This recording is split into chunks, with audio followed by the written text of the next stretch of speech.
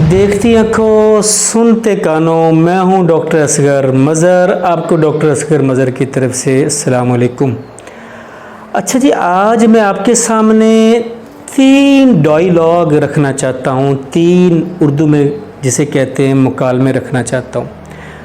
3 باپ بیٹوں کے مکالمے رکھنا چاہتا ہوں، اور اس میں بڑا ہی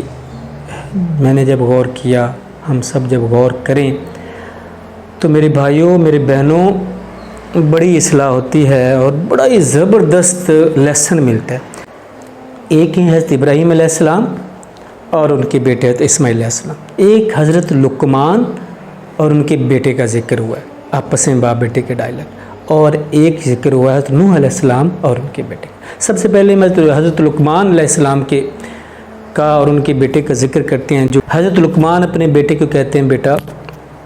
اللہ کے ساتھ شریک نہ کرنا کسی کو بھی، یہ بہت بڑا ظلم ہے، یعنی اللہ ہی ہر حال میں ہر معاملے میں فائدے اور نقصان کا اختیار رکھتا ہے، اس کے علاوہ کوئی ہستی نہیں کسی کے فائدے اور نقصان۔ ہاں دنیاوی میں ہم ایک دوسرے کا جو سبب یوز ہوتے ہیں، فائدہ بھی کرتے ہیں نقصان بھی کرتے ہیں، اور فائدہ کرنے کا ہمیں حکم بھی، لیکن عقیدہ اور سوچ اپنے رب کے علاوہ کسی پر نہیں رکھنی۔ یہ حضرت لقمان نے اپنے بیٹے کو سمجھایا۔ پھر حضرت لقمان نے فرمایا اپنے بیٹے کو، بیٹا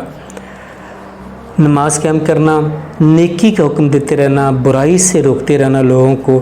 اور بڑی چیز بڑی زبردست آگے بتائی کہ جب تکلیف ہو تو اس پہ صبر کرنا، یہ بڑا مشکل کام ہے، انہوں نے کہا لیکن صبر کرنا۔ پھر انہوں نے کہا کہ زمین پر عاجزی سے چلنا، اکڑا کے نہ چلنا، زیادہ شیخیاں نہ مارنا۔ اللہ اکبر، کیسی طریقے سے سمجھا۔ پھر انہوں نے فرمایا کہ اونچی آواز میں بات نہ کرنا، آہستہ بولنا، اونچی آواز تو گدھوں کی ہوتی ہے، یہ چیز سمجھائی، کتنی غور طلب بات۔ پھر حضرت ابراہیم علیہ السلام اپنے بیٹے سے کہتے ہیں کہ بیٹا میں نے خواب دیکھا ہے کہ میں آپ کو ذبح کر رہا ہوں، چھوٹا بچہ ہے، بڑی ایج کے بعد ان کو ملا یہ بیٹا کہتا ہے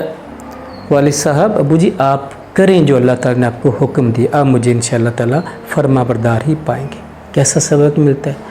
قوت فیصلہ بچے کی کیسی ہے، اس کی فرما برداری کی انتہا ہے۔ تیسرا مکالمہ ہوتا ہے حضرت نوح علیہ السلام اور ان کے بیٹے کے درمیان، جب ان کی قوم ان کو اللہ تعالیٰ ان پر عذاب کا فیصلہ کرتے ہیں، ان کو کشتی کا حکم دیتے ہیں، آپ سارے اس واقعے کو جانتے ہیں، کشتی پر ان کے فرما بردار ان کو ماننے والے سوار ہو جاتے، بیٹا نہیں مانتا، پانی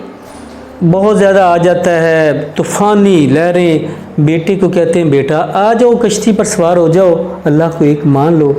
میری فرما برداری میں آ جاؤ۔ بیٹا کہتا نہیں جی میں تو پہاڑ پر چڑھ جاؤں گا، میں تو فلاں کر لوں گا۔ اپنے ظاہری سبب پر اس کا توکل ہوتا ہے اور والدین اپنے والد صاحب کی نافرمانی کرتا ہے۔ اس میں کیسا سبق کہ انسان کو اس طرح کے معاملے میں یہ نہیں ہے کہ میرے پاس یہ ہے میرے پاس وہ ہے، میں یہ کر لوں گا میں وہ کر لوں گا، نہیں، سب کچھ سارا اختیار میرے اللہ کا ہے۔ تو یہ 3 مکالمے ہمارے لیے بڑی ایک اس میں سبق ہے، اس میں ایک اصلاح ہے کہ کس طرح ہمیں اپنی زندگی میں عاجزی کے ساتھ فرما برداری کے ساتھ بچوں کو اپنے والدین کے ساتھ کس طرح زندگی گزارنی چاہیے، تاکہ اس دنیا میں بھی خیر ہو اور آخرت میں بھی، ڈے آفٹر ڈیتھ میں بھی خیر۔